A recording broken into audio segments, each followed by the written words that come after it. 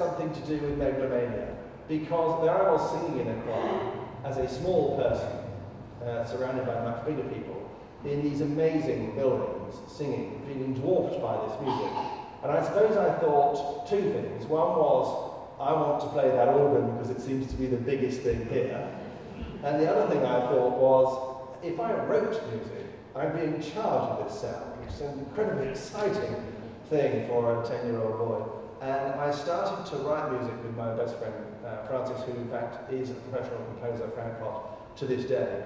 By the way, one thing to say about young musicians and this church, Simon thought they probably didn't know who played here. I'm pretty sure that Thomas Linley and his son, Thomas Linley Jr., would have performed in this church, because they were at the beginning of the in the late 18th and early 19th century in Bath. They were the sort of key musical family, the Linleys. One of the Linley daughters married Sheridan, the playwright, in fact eloped with him. And the Linleys, all of them, two sisters and two brothers, were extremely musical. In fact, Thomas Linley Younger, who was a direct contemporary of Mozart and a very close friend of Mozart's, because as boys they met on European tours in various cities of Europe, because they were both freakishly talented children who were taken around Europe by their fathers. And there's a lovely picture, in fact I think it's in my book, of Thomas Linley the Younger, this little boy, and Mozart playing together in a scene with, I think, Mozart's sister Nanelle and his mother. And Thomas Linley, Mozart thought, was the most talented musician he ever met. He lived in Bath, and he was killed in a boating accident at age 21. And Mozart was devastated when he heard the news about his great friend, and did say he was the finest musician alive. And it would have been an extraordinary thing. There are lots of what-ifs in music, but one of the most extraordinary what-ifs in terms of British music is if Thomas Linley had lived, because we would have had someone of the stature of Howard Mozart in Britain for the next 50 years after the beginning of the 19th century, which would have an extraordinary effect on British musical life. But he died tragically, and I'm sure he would have played music in this very church. And I've always been a big fan of the Linley family and their amazing cultural gift to Britain in that period, the period of Jane Austen, etc. And so I feel privileged to be in a room he probably was in once with his father, who was also a composer.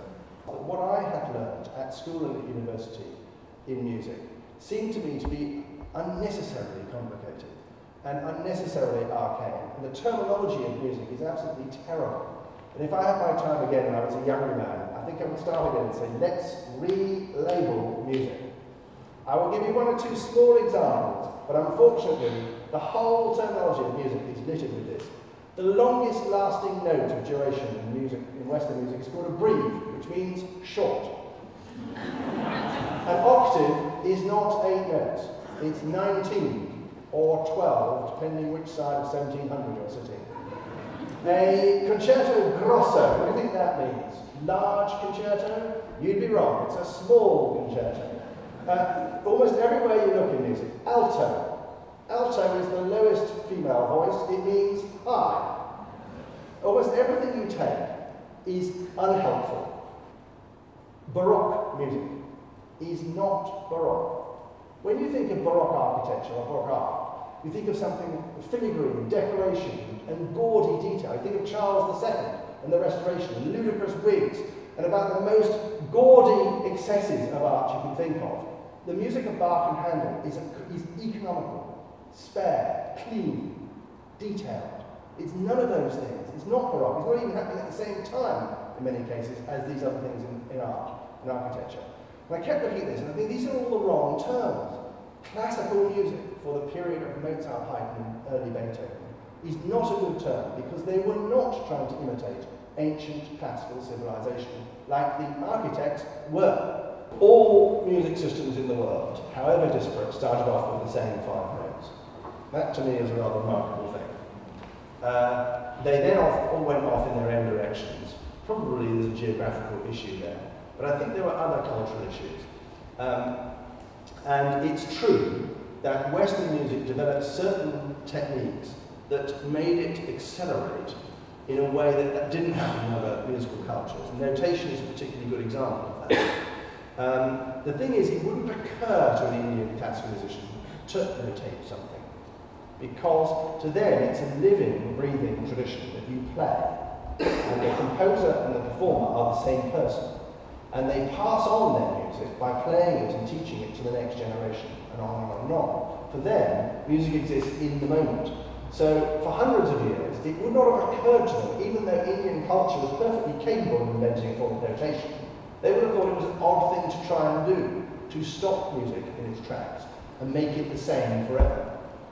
It was a Western mind that wanted notation for a particular reason, and they didn't know what the other knock-on effects would be. The particular reason they wanted was to be able to remember, or at least to be able to sing from the book, the whole chants of the Christian year. Hundreds and hundreds and hundreds and hundreds of chants that were all a bit different, but not very different, that had to be learned. And they reckon it took from a young lad to adulthood about 10 years of more or less only learning that to learn the music that had to be sung in plain song in the church.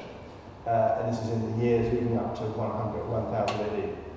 And so the specific reason for inventing notation was to try and make that job easier, so that a child could look at the page and actually start singing without having known it in the first place. But by then, Western music had already started to leave behind, certainly in formal music, not in folk music, but in formal music, in the church, for example, had left behind this idea that music's endlessly reinvented and improvised and spontaneous. So there were particular reasons why Western music went off in this arena. And in fact, all the knock-on effects, which is they then started to layer up voices on top of each other, because you could, because you had a sort of graph to do it on. All these things happened as a byproduct of one man saying, let's solve this problem of the wretched plain chant, which is taking too long for people to learn. And that was why it happened. But that really was the moment at which Western music was never going to be the same as the improvised forms of music.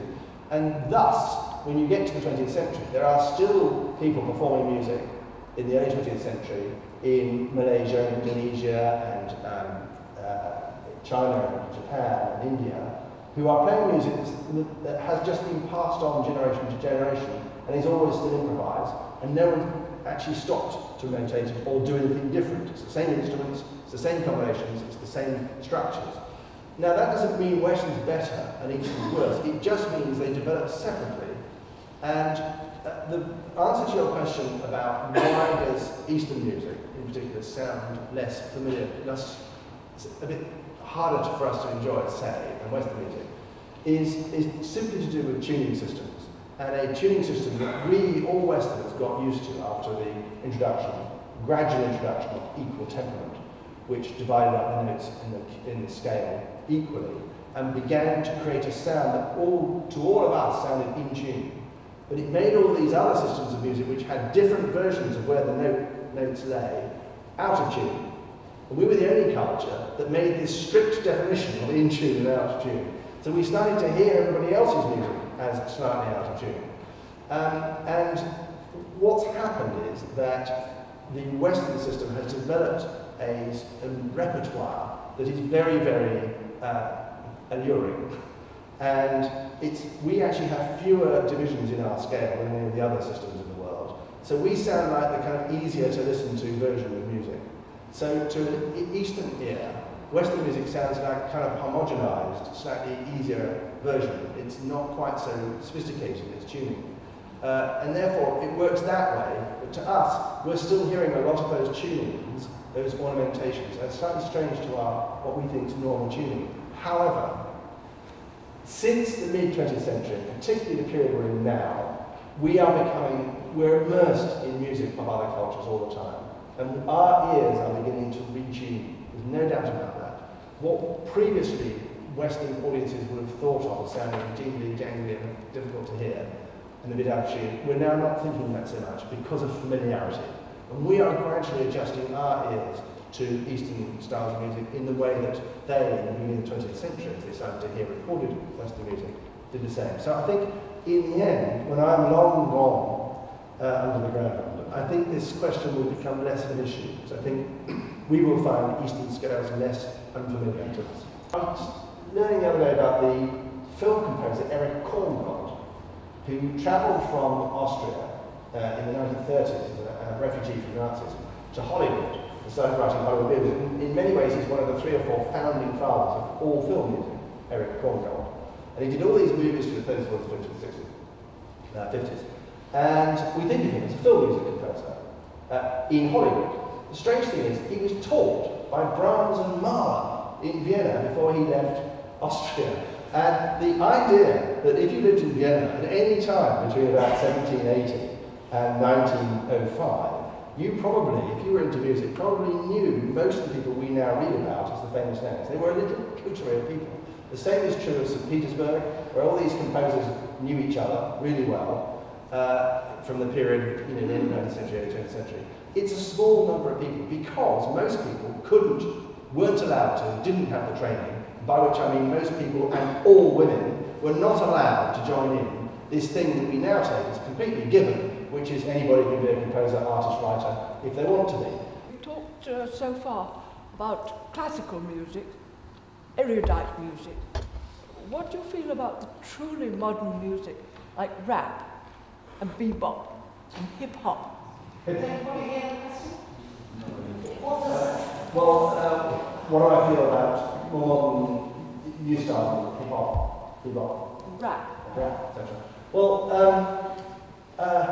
there's more in my book about these ones than there was in the TV program, because I felt in the TV program I got to the 20th century and had only an hour left.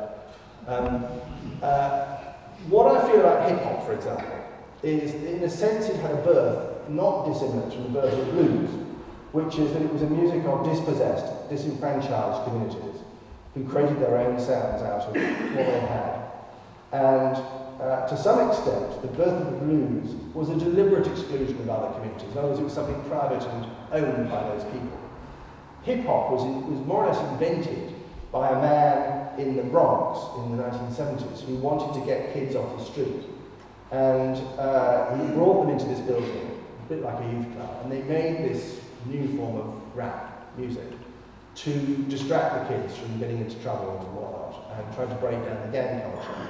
And it grew and grew from this one housing estate in New York in the late 70s. And in fact, there's one guy, I think his name is DJ Herb, is how he goes, who started this all off. And this new style, this rap style, grew from what started out as a disenfranchised community who felt completely alienated from the normal mainstream of life, the community. As often happens, and happened with the blues, is these private, alienated communities end up with a music that people really like, or it spreads into something much bigger. And the odd thing is that children who are not at all disenfranchised, who are very well off all over the world, the middle class children right the way through the known planet, love hip-hop, who have nothing to do with the social conditions in which it started. And the other irony about hip-hop, while we're on the subject, is that whilst it started as a response to try and get young people out of gang culture, in fact very soon became a badge of gang culture. And part of the menacing part of hip-hop is the language and the misogyny and the racism that's inherent in many of the lyrics. That's only one part of it. There are many parts of hip-hop. The hip-hop is like the blues. It's splintering into thousands of other styles as it grows and it mixes with other things. So it's sort of the blues of the modern era. And like any form of music, there's wonderful stuff in it and not so wonderful stuff in it. And it's in its early days. We can't really judge it in the way we can judge the blues, because the blues is 150 years old. Hip-hop is a newish form, which is changing and morphing in front of our eyes.